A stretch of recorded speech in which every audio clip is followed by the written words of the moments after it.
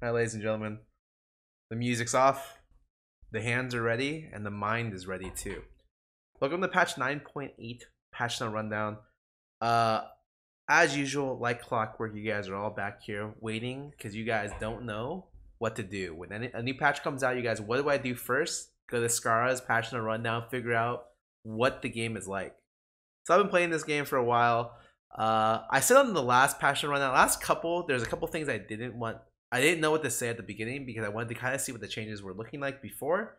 Currently speaking, I feel like I typically like looking at balance as how do pro players see strengths of champions. So I think generally speaking that player skill can always improve over time, does improve over time, and improves drastically from season to season. And so rather than trying to balance around lower elo players and then having their skills improve and then having to rebalance around higher skill players, I typically like to look at balance at like a high end level. Maybe not necessarily all the way at the pro level, but definitely like kind of up there. So up there at that level, you know, I'm a mid lane player. I do think ZOE is pretty annoying. I would like to see some nerfs to ZOE on this patch. On top of that, we've already settled to the point where we know Scuttle's going to stay in the game for a while. They said they were looking into Scuttle for the future, but not until the mid-season patch. So nothing's going to really change on that front. They recently buffed. For jungle perspective, it's really weird because they're trying to buff tank junglers, but they forgot to buff the item. They only buffed the tooltip, and they just buffed the item yesterday. So I don't have any good information on if the jungle meta changed. Generally speaking, top and jungle are relatively carry oriented, and like bots like Braum or Kench, something like that. Aside from that, I'm kind of really curious where they decide to change. I really just want to hopefully see something for ZOE, and on the other stuff, we'll see what happens. Okay. How do you do, fellow kids? Welcome to the MSI 2019 patch. I'm probably older than everyone else that's reading this patch notes right now. Champions we've been seeing a lot of, like Gnar, Kayle, Nautilus, and Trundle are getting more adjustments, but some not too commonly seen champions like a Movement and Renekton have joined them. On the items front, we're making Grievous wins more consistent across items that have been adjusting the costs of marksman items and have similar reductions to others. Okay, to all you gameplay and MF cosplayers, say goodbye to Butcher's Bridge as it sets sail until ARAM. With all the Braum and Ashe fangirls and boys, let's welcome back to Howling Abyss. So I very commonly say I don't play anything else that's not Summoner's Rift. So all this stuff, not for me. But if you love that, you love it, dude. Let no one else judge you for your taste. So champion buffs Amumu. This champion sucks ass. Okay, he's okay if he gets going, but for the most part, like I find that he's really reliant on being able to. Like, he can't really skirmish people because his kit's kind of built around doing consistent damage or large burst damage through AP itemization. So naturally speaking, like jungle power is dependent on can you control Scuttle through out skirmishing early? Not really with a Mumu. Do you have enough impact level 6? And are you tanky enough to be able to take over fights? You're not really that tanky. I think he's one of the worst defensive steroids in the game unless you're playing against Ashe. And his damage reduction on E. And so he's kind of not really a full tank. He's a disabling AoE initiator is how I see a Mumu. But regardless of that, I feel like of all the people who run down a Mumu, I'm probably one of the better people to talk about him because I used to play a lot of a Mumu. I'm actually world famous for being the 4th ranked Mumu player in North America. At one point, like a season or two ago, because I literally just spent nothing but spam the Mumu. For no reason. I don't even know why I did it. But I came down to realize that like as they adjusted jungle more and more toward early game pressure, snowballing, being able to do stuff early, and as the player base gets better, Amumu gets worse by result. Him being unable to skirmish, him having mana issues, any kind of buffs for Amumu are great. And so what did they decide to do? Cursed targets take an additional 3% pre-mitigation damage is true damage. Okay, that's great for him. Solo 3% more damage for him. And it's also great in team fights that you do 3% more damage on the targets you ulti or hit with auto attacks. Great. Bandage toss cooldown lowered by 4 seconds level 1. Okay. And Mumu now follows his target up to a reasonable distance. from where he catches in case targets get out of the stun before he arrives. Okay, so he follows mobility moves more, and he gets 4 seconds off his level 1 Q. That's actually really nice. So I know there's a lot of kind of, it's a little bit conscientious about whether you max on the Mumu. I'm not going to say I play a lot of a Mumu now, and I don't even know if I was optimally playing him before. I copied someone else's build in the Mumu, and he was like the best Mumu player I'd seen in NA. So I just copied his build where he, I think, Q max into W max, and I saw a lot of going full AP, and I saw a lot of the Mumu players also go E max into Q max, and so I'm not really sure what the best thing is. Regardless what happens, Q for now 4 seconds of level 1 is a huge buff to this champion. It allows you to skirmish and consistently fight better, and even helps your single target a little bit. I think that's really helpful, and the extra pre-mitigation damage is helpful as well. I would say though, quality of life wise, he's a champion that tends to go really quickly. I would have liked to see maybe a small mana buff as well, or just in lieu of either of these two buffs, because he's a and this is just how Riot made the game. It feels like if you run in the jungle, that you're not ideally a great champion. Like, even though there's resources in the game, especially as a jungler, you running out of those resources makes you relatively bad. That's how I feel. He was one of the few champions that used to buy the old Hunter's Potion, for people who don't remember, because he had such bad mana problems. I think rather than looking towards stuff like this, I definitely would have preferred, like, I definitely think a mana buff would have been something that would have also been very, very nice to have. Regardless, I like the buffs. Let's keep going. Camille, base attack speed increased. Attack speed nerf at the end of the last year slowed her camp clear in the jungle, but also left her weaker in lane. Roughly backswings don't expect it to make it swing too much in either role. I'm fine. I'm fine with Camille top. I think Camille jungle was disgusting, oppressive, and should never be in the game. So as long as she still stays top lane, and any buffs to her top lane role, which I think are relatively weak right now, I'm all for. Base attack speed buffs especially are really, really nice. No problem with this buff. Cassiopeia, E cooldown decrease at later ranks. Recent increases to her Q and W mana cost. We find that Cassio is having trouble stay afloat in lane, making skirmishes. His E max on Cassio makes for great aggressive playstyle. We're killing 2 birds in 1 stone, helping her stay in those situations longer, keeping her kill potential higher. 20 extra mana. That's actually really nice. Really, really nice buff, especially for E maxing. Fully approve. I actually was worried about Cassio even after the nerfs, but I haven't seen her mid lane at all. I think she's a champion that tends to be it's hard to pilot mechanically, and she's a difficult champion to recover from when you fall behind. And so being able to give her buffs like these, I think still doesn't make her the poke oppressive champion she was with the Q max. And so you're able to find either champions or ranges where you can play at, where you can counter Cassio inherently. I like this. It's fine. Fiora, W damage and slow stun duration increase, E cost flattened at all ranks. I don't play Fiora much. Let me put this out there. I almost never play Fiora. I never see much Fiora. So I don't know exactly what this entails. I will say, though, that increasing CC duration of an ability is really, really crazy. Like, both the stun and the slow duration of her W is insane. It's her most powerful ability by far. And honestly, at one point of Fiora's strength, I was all for just removing the slow in general. Just so that if you don't get the payoff of getting CC'd and returning the stun, you shouldn't get a payoff at all.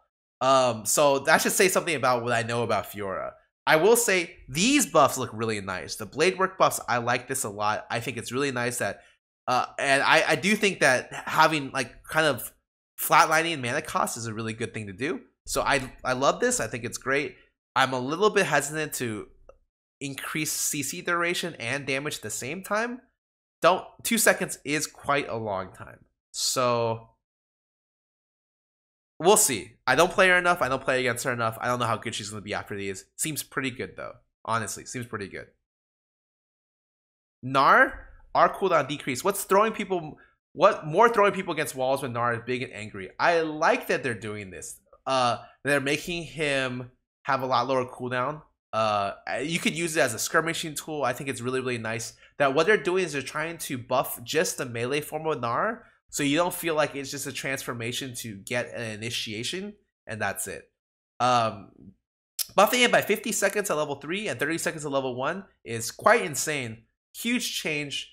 You're getting like an 18-second ulti with full CDR, and you're pretty much always buying cleaver on this champion. So you're getting at least 20-30% on anything. So I don't know if it's gonna be very balanced having a 20-second ulti CDR. I still to this day have not seen a Gnar. So I'm just waiting to see a Gnar again before I'm able to really say how OP is a 30-second base ulti. I think looks to be a pretty good buff. We'll see. Jhin, E trap duration increased, traps recharge faster at later ranks, R damage multiplier increased, level cool tip. Okay, we're buffing Jhin's traps and ultimates. Trap duration is 3 minutes. Okay, they increased it by a huge amount, 50%. One trap every 28 to 16. Okay, that's great too. 16 is a huge buff.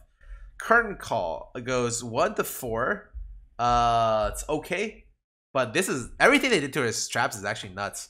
I actually don't know if I have too many complaints about his traps. I think his traps actually do a lot of damage. Being able to create like kind of trap areas to zone off team fights might actually be what he specializes in after this, especially if they stay around for 3 minutes. Like being able to be in an area and setting up for like a dragon or baron and controlling an area with Jhin might be the new thing. Because 3 minutes is just a hell of a long time, especially with the new CDR. Really interesting. Not sure what to think about this, but I do think Jhin is relatively weak right now. I don't mind these buffs because they're not toward his actual damage that is undodgeable. Move on to KAYN. KAYN's such a weird champion. This champion is broken in uncoordinated play. That's just how the champion is. So I don't really know what to say about KAYN. I feel like you could deal with her, but the better you have to be more coordinated than not.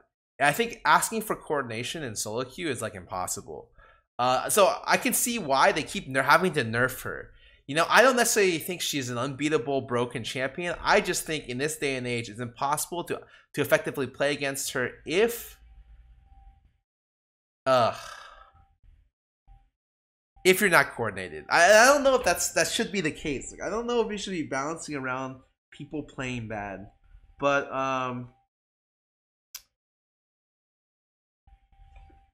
that's just what it is, I guess. And I think that's fine. She's just a champion that probably won't see much pro play, period. But I think that she's probably a little bit overtuned for solo queue. She got 2 base damage, 2 armor loss, and attack speed ratio decreased. So yeah, she got hit with a little bit of nerfs. It's fine. KAYN, E shot cooldown decrease. So I had seen this before on Twitter because a lot of junglers are like, holy shit, dude, let's go. 8 seconds at all ranks for a Shadow Assassin step is great. Right at the moment, usually it's not really a choice to go blue KAYN. Blue KAYN pretty much means you don't like your team and you're trying to become the hero of the team. The 1v9 carry, and 9 out of 10 times you're probably failing. You can really only go blue KAYN if your like team comp has a front line for you and they're really squishy. And most of the times that's just not possible. I think being able to an 8-second cooldown on a champion that already gets like, you know, I would say like 40%, 20 to 30% CDR means that like he gets like a 6-second cooldown, be able to go in walls, throw his rotation without being seen and leave the wall. I think that it's extremely powerful and potentially abusive in situations where you get ahead and can't control like that kind of angle. I can't say how good it's going to be. I will say, though, the fact that it's flat 8 at all ranks seems pretty nutty to me. I guess I can't wait. We'll see. It's pretty nuts, for sure. Master Yi. Yi is now ghosted during R. So what does that mean? Can now move through units? You know what? I'll give it to him. You can have it. No problem. I don't like the concept of Master Yi, but I think him having the ability to phase through units, all good in my book. I don't mind it at all. Nautilus. Okay. So as you know, I'm the premier Nautilus connoisseur because this is all I play right now. In the last 2 days. Recently, especially in a lot of different regions and a lot of different champions are playing Nautilus mid lane. I think this champion is still not going to be good enough for top lane. I think he's a support / mid laner. And even at support level, he doesn't have the ability to get the items that he needs to be able to really take off. I think Nautilus is a rare champion in the sense that he needs CDR as well as max mana to scale because you need a huge mana pool to really use his rotations and stuff for the most part. And I think that that's very difficult to come by as support. and it's difficult to get the levels to be effective as well on support. So he's realistically just a mid lane champion, and I would say he's relatively good at being a good burst oriented one. The most important thing with this is actually the passive buff early. You can get just being able to get this huge root, guaranteed root early allows you to be able to skirmish better as well as trade better. Them not being able to run away for a quarter second is actually extremely helpful, like way more than you would expect. Additionally, the extra buff on the dredge line, just look at the abilities in the game that can hit you at level 1 and think to yourself how many of them are 100 base damage with 0.9 AP ratio. You're gonna come up with a very few, very few. It's really high base damage values, and especially with the it's 40 base damage buff and more AP. It's only runs more in line with what I think his best role is, which is currently mid lane AP. You're gonna probably be seeing some more Nala's mid lane in the next couple of weeks after this buff. I'm excited to play him some more. I think he's definitely got counters, but he's a really interesting champion, and this is a direct buff to his kit.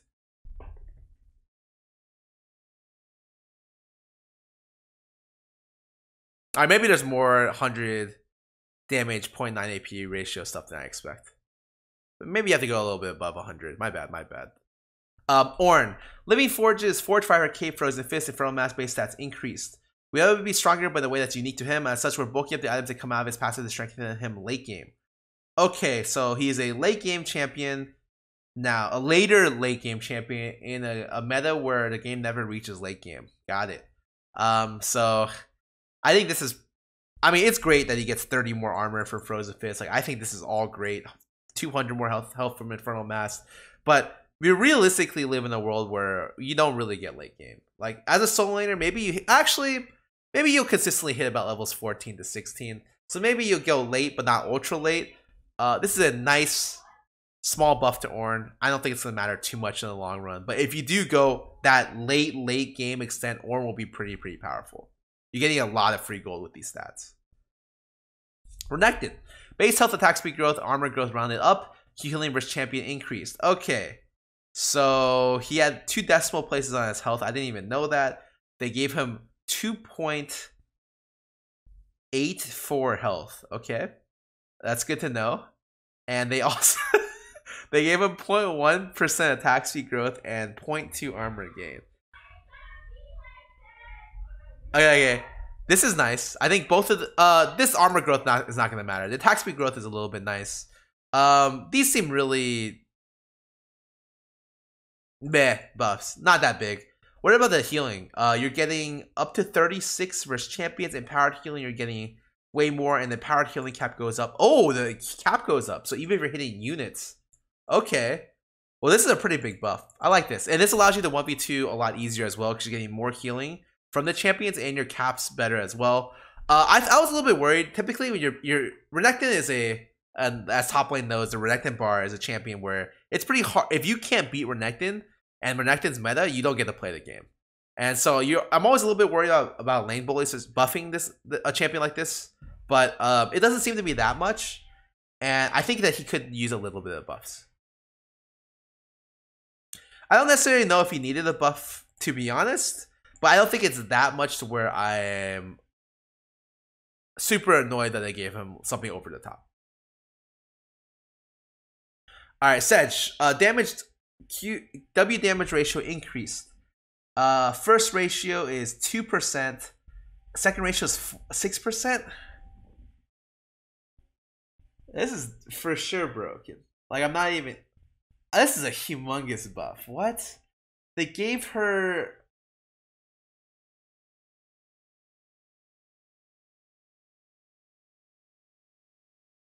2% overall more max health scaling. That's a lot. That is a hell of a lot. 2% is 1/4 of the total health that you, or 1/3 of the total health scaling that you had beforehand.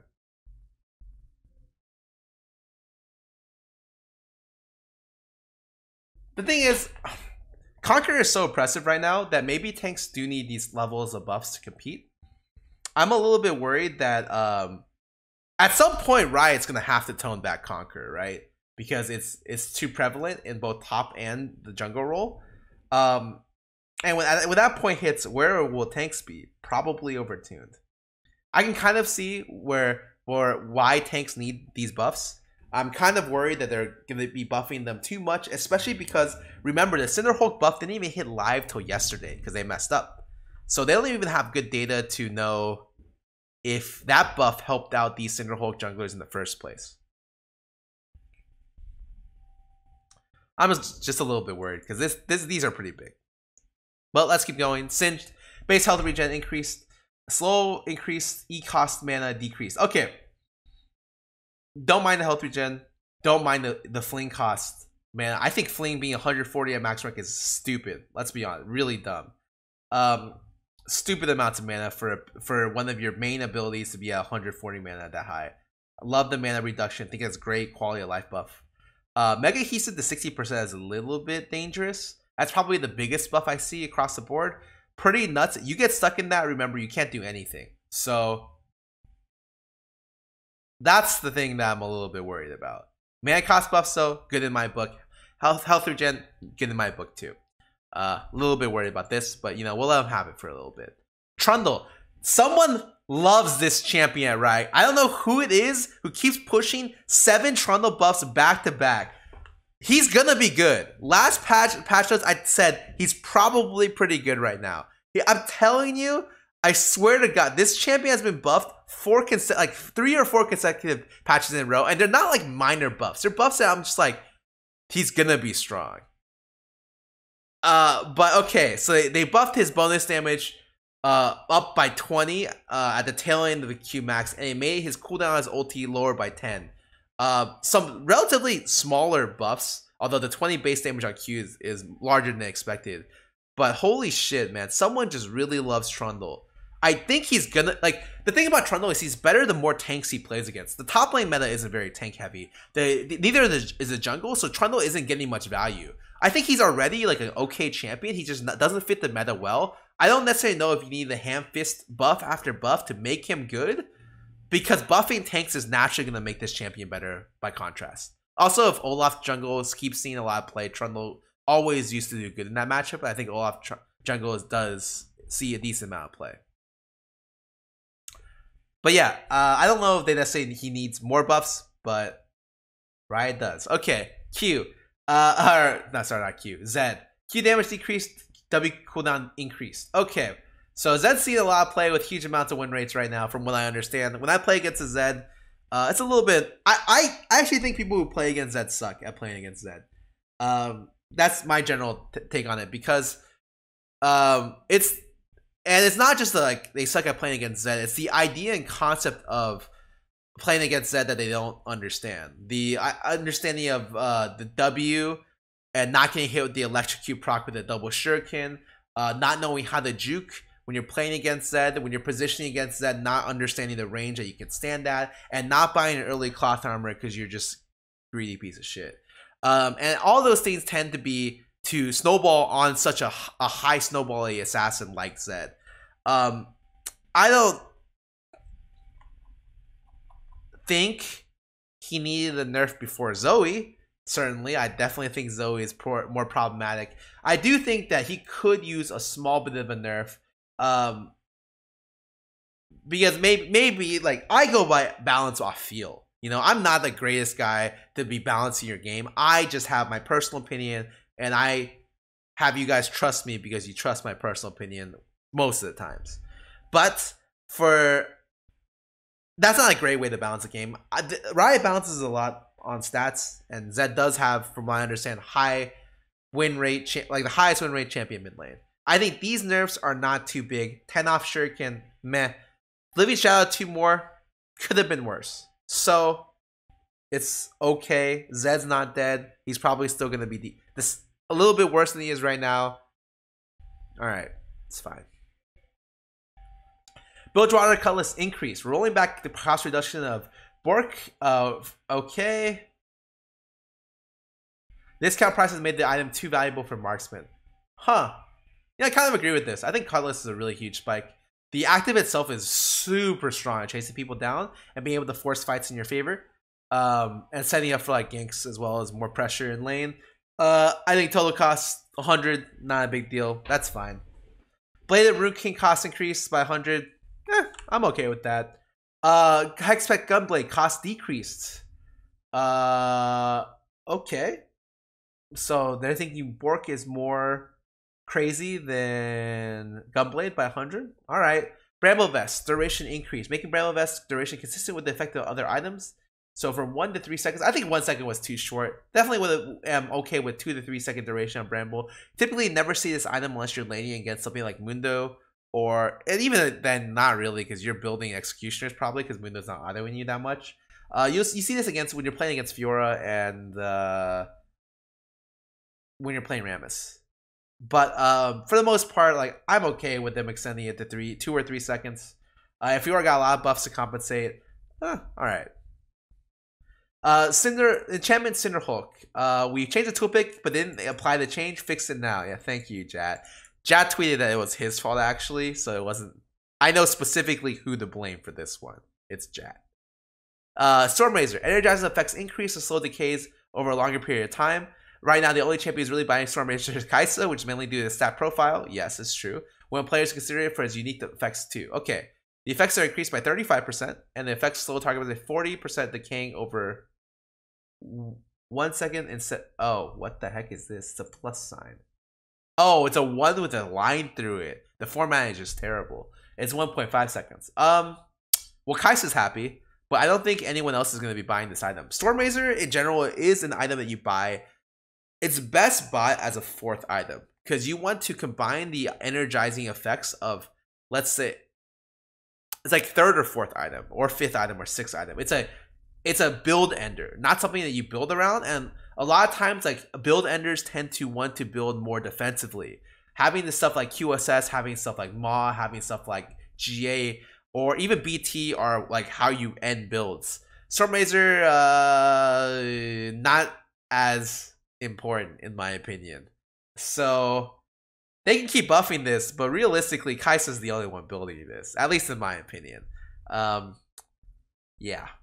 Realistically speaking, maybe it's better than that. Maybe it's something where it's like, hey, you want to go, you have, it's definitely an item that you combine with Fleet, plus like, I don't know, Shiv, Rapid Fire, Stormrazor, IE, right? Like that's 5 items. You buy a Stormrazor, you're probably pretty golden. But I think if Freak says the math says 3rd item is fine, I don't know. I have no idea. I'm not great with math or with numbers, and I don't know how good this is at the moment. Obviously, it's not good enough, and I expect next for it still not to be good enough until 5th or 6th item. Still, situationally, and you know what? Having a situational 5th or 6th item is probably okay in my book. Thornmail increased the back in 3 seconds. Okay, nothing changed. Coup de grace, coup de grace. I don't know how to pronounce it. Still, it's been years. I'm sorry. No longer gains adaptive force for 10 seconds. Thank you. This never needed to be in the game. And now deals 8% more damage to champions below 40% health. Nice. Okay, great. Maybe people will actually choose between the other 2 options, but probably still not, because this is the most consistent and best thing to use. ARAM, I don't care. Bug fixes. Fix a bug where Master Ladder displayed incorrectly, but only show the first 101 people online. I think this fixed the dropping bug as well. Cards now dance. Oh, this is a huge buff. Okay. Diana's Pale Cascade no longer deals more than double the damage when you use R Lunar Rush at close range. This was actually crazy. Because I was always wondering how Diana one-shot people. I just assumed that her ratios were just much better. But actually it was a bug where her W is doing way more damage than intended. Whew. This is the biggest thing change here. Rest of the stuff doesn't matter. Although I do think this is hilarious that Teemo's blinded did correctly display on Battlecast Kog'Maw. I don't know how that's even possible. Rest of the stuff, Galaxy Slayer Z. Oh, that's so bad of Riot. They ended up nerfing Zed on the patch they released the skin. Dude, Riot, come on, dude. Usually they do the opposite. This is a 6 skin. Prestige Evelyn. She's hot, cool. And the IG skins, which are very Eastern. This is like such an Eastern looking skin set. A lot of people say that they have very similar faces. To be honest, I think that that's a trait that's people enjoy in the East, or reminds me more of this kind of Eastern fan art. I don't necessarily think that's a big problem. Honestly, I think these skins are great. I'm probably gonna look to get some of them, except for the fact that I'm a league partner, I get them all for free.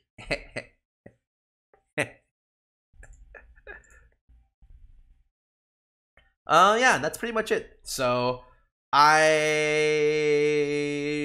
me think. Overall,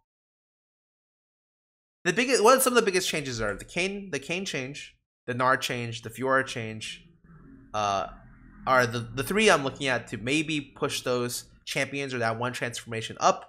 Nautilus is probably gonna see a lot more play, mainly because people are just getting into AP Nautilus. I think he's pretty good, and I am concerned about buffing Sedge and Trundle when Cinder Hulk never really made it to live till yesterday. And aside from that, everything else seems okay. This seems like a really tame buff, or tame patch. I was looking for more. Remember at the very beginning, looking for ZOE nerfs, looking for something. But I didn't really get that. So I have no problem with them buffing weaker champions. I love what they're doing with stuff like Amumu, stuff like Cassia, stuff like Camille, stuff like Gnar, or Jin, who's not seeing that much play. I love it. I wish they did it more. Like this could have been a bigger patch if that was their focus. It just feels like meh, not as big of a patch as I would have liked.